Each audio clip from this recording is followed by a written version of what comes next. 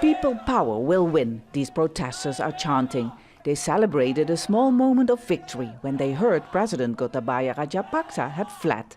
But soon after his early morning escape, the mood turned to anger.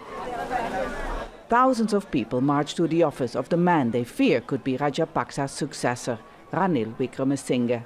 He can gain the power, he can mobilize the military, and he can crush out the old protesters, and he can gain the power, and no offense will come to him.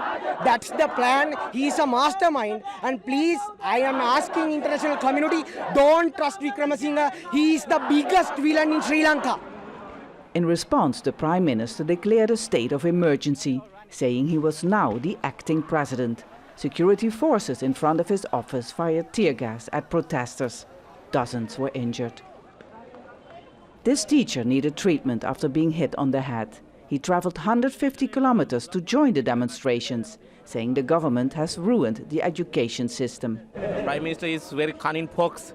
He's ruined my country. We won't win our revolution.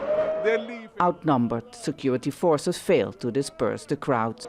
A couple of members of the security forces, what looks like the riot police, are now being chased away from the Prime Minister's office after several attacks by tear gas.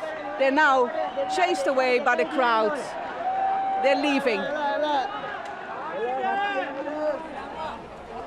Protesters managed to break through the gates of the Prime Minister's office and took over the building.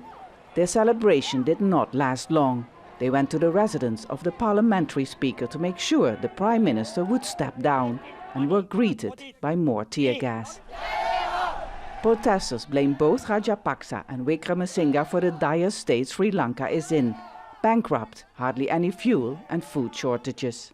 Sri Lanka as a country, so it's run by a few families for 7 decades who robbed our country. So this should be changed. So at least this major shift, this people's revolution, should ensure that a new political, social age begins in Sri Lanka. Until then, they have vowed to remain on the streets and keep a close eye on what Parliament, which has the power to elect a new president, will decide in coming days. Step Fasten, Al Jazeera, Colombo.